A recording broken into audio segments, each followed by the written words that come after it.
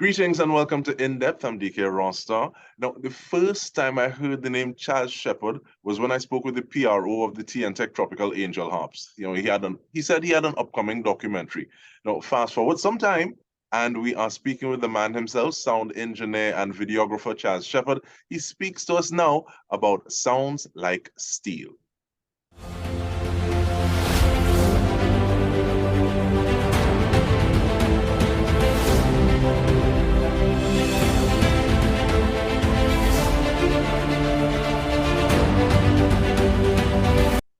Mr. Sheppard, how are you doing, sir?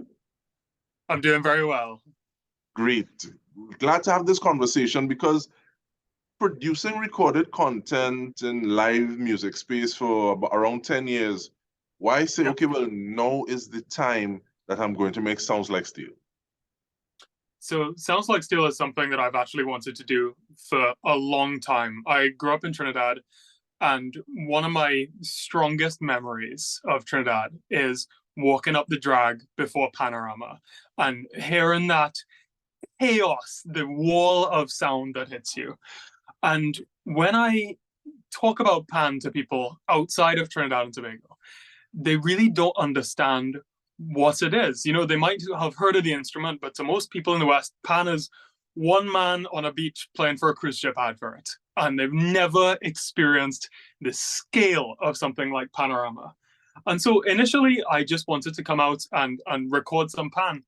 But, you know, the more I looked into it and the more people I spoke to, the more it kind of grew, especially because of the enthusiasm of the community really pushed me to think, you know, if I'm going to do this, I'm going to do it right. Let me spend proper time and do this to the best of my ability. I like the fact that you talk about doing it right, and I also link that to the fact that you are a sound engineer. Many people, they talk about the way that you record for Pan, and that can be an issue. How did you go about it? What were some of the things that you had to deal with? It's really challenging. Steel pan is a very difficult instrument because there are lots of very loud instruments in very close proximity to each other, right? And so in order to get the clarity of the different instruments, you need to place microphones very close to the different instruments. You need lots of microphones, but the real challenge when you're recording live pan is that it breaks up and it moves around. And so one of the most important things for me was teaching certain members of the band to plug things in for themselves. You know, I was just one person doing this by myself. So I was actually able to bring in members of the band who had a little bit of experience with music production. I was really lucky to find that, you know, plenty of the players were very enthusiastic about this stuff and willing to learn. And so once I established where I wanted all the microphones by going into the panyard, you know, every night for the kind of first month to learn where they should be placed, I worked with the players so that when they rolled on the stage for Panorama Finals, they knew where the microphones had to go. And we were able to plug them in, and it worked out fantastically. There's a lot of work that goes into something like this, and you talk about work, and you've been doing the work while having this idea in your mind. But I also hear you use the word luck more than once. So with that, take me through that process, because yes, this is something that you want to do, and is very different from what actually it morphed into. So what are some of those signposts along the way in terms of like, this is an idea, this is something that's going to be coming out mid-year? Yeah, so the idea for it was actually more than a year ago during COVID, because that was the time when I felt most detached from Trinidad. You know, I couldn't come back. There was no panorama going on. And so that was when I really started digging into trying to find media around Pan. That was when I first decided, you know what?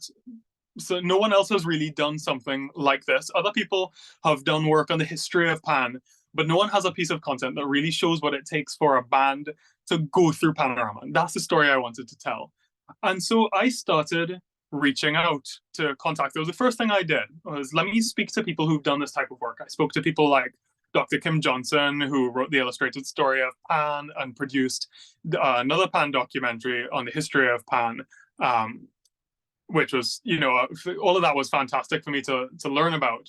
And the more people I spoke to, the more I learned, and the more I realized that this wasn't just a documentary to show people outside of Trinidad. There's so much about Pan that most Trinidadians don't know about Pan, because you might see the big show, but it takes an incredible amount of logistics to run a steel orchestra. It's more than just an instrument.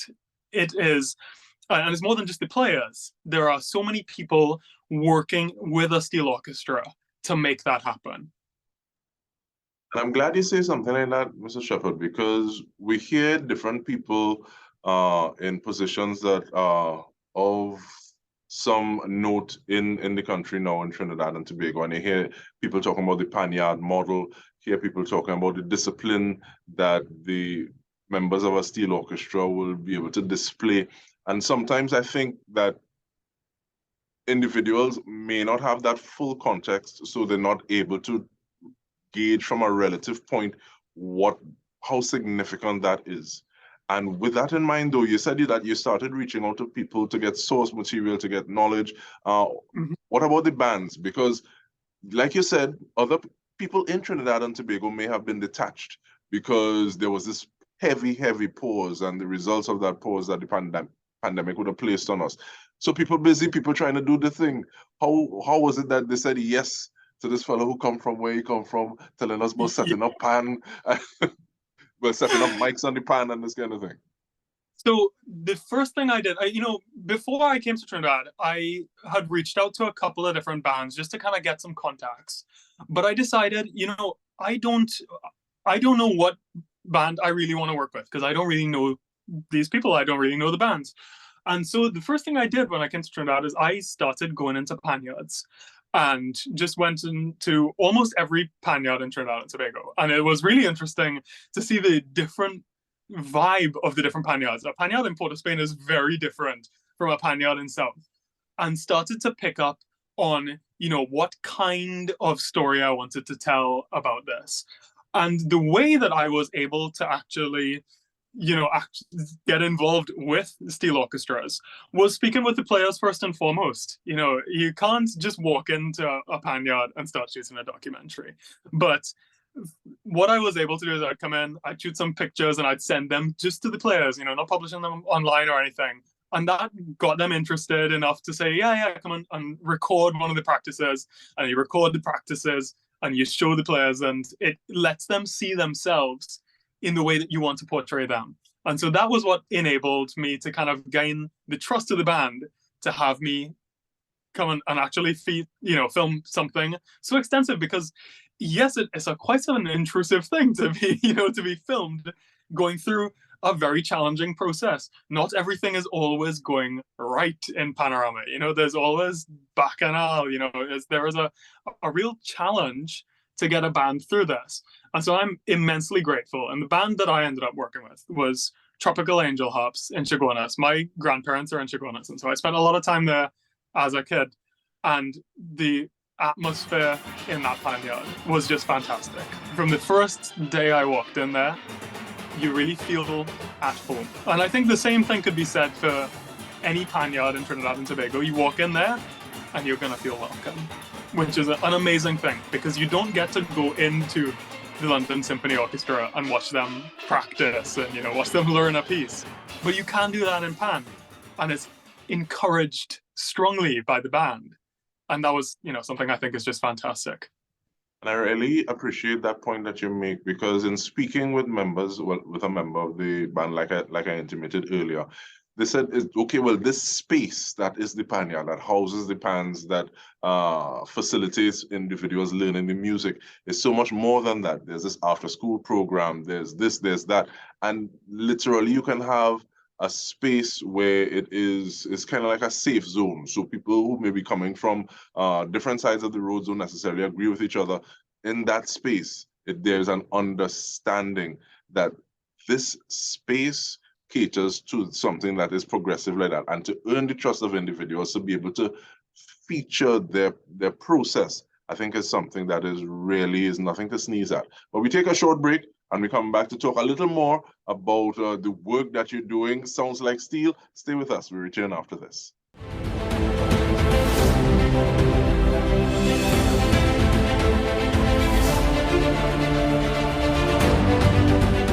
everyone. Welcome back. We are having a conversation with sound engineer and videographer Chas Sheppard. Sounds like steel. When do you say is we can expect it, Mr. Sheppard? So the full documentary is going to be released for free online on the 30th of July.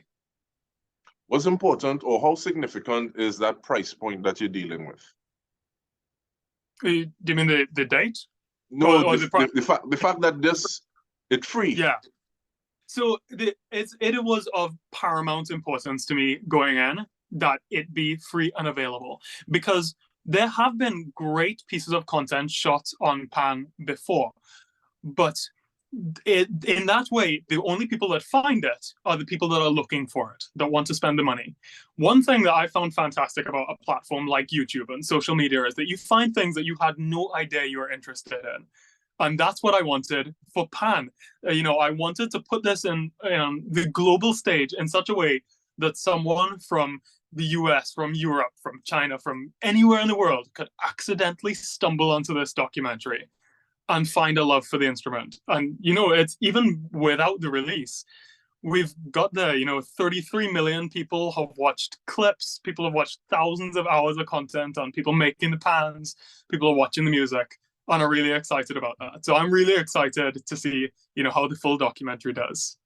And you say that, and it kind of reminds me of a piece of work that was just completed about Ray Holman, and the fact that it's free as well, so that people, because there's so many things that go to bed in people's minds. So the way that people say that the cemetery is one of the richest places, and not being able to share that, or being a bit unwilling, because sometimes there's some things that you hold close to your chest, hold close to you, and then no one can benefit from it after the fact. So really appreciate that. It's about 90 hours though? Of footage? Yeah, we have over 90 hours of footage, so the editing process has been pretty tough, ultimately, because it's something I'm doing for free. It's something I'm doing alongside my job, but that's what I do. I finish up my work for the day and I come home and I edit it. And I don't enjoy the editing process usually, but this is a rare exception because I'm getting to, relive that footage, those performances, and it's exciting. It's a story that I want to tell. And the fact that you were feeling detached and thinking about doing this, and now you're going through this passion project, and you're feeling the vibe, the energy to actually get it done, and you're reliving in that moment. What have conversations been like with members of the Steel Orchestra, who I'm sure you're still in contact with? Mikhail Teja, who they would have used his music, and I see he also commented on possibly a clip that you did with pure fire emojis. So what has that level of connection been like as well?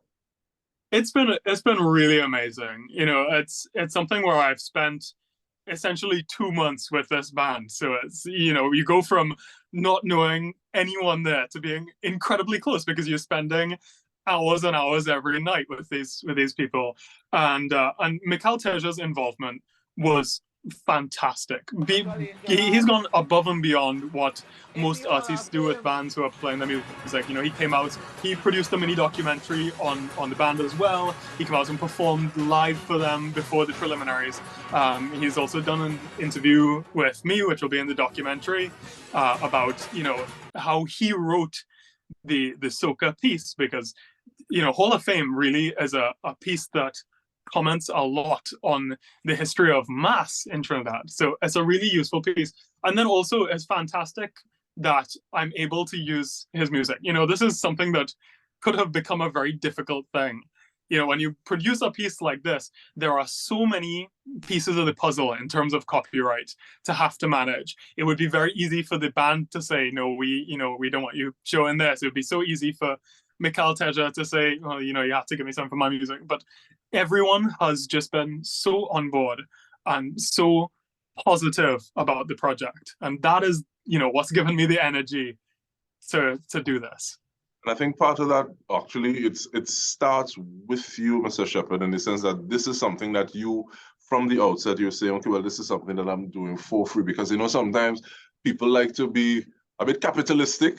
So say, well, I don't want, you don't need to get any money, but I need to get money because But Yeah. even looking at the energy that you're speaking about, what are some of those things that you think you bring a little differently to the table? Because you spoke about Dr. Kim Johnson, there are other people who have done documentaries on Pan, but I won't say long in the tooth, but they're a little more seasoned than you in terms of life experience and stuff. So how do you bring this new breath Yeah. towards this project?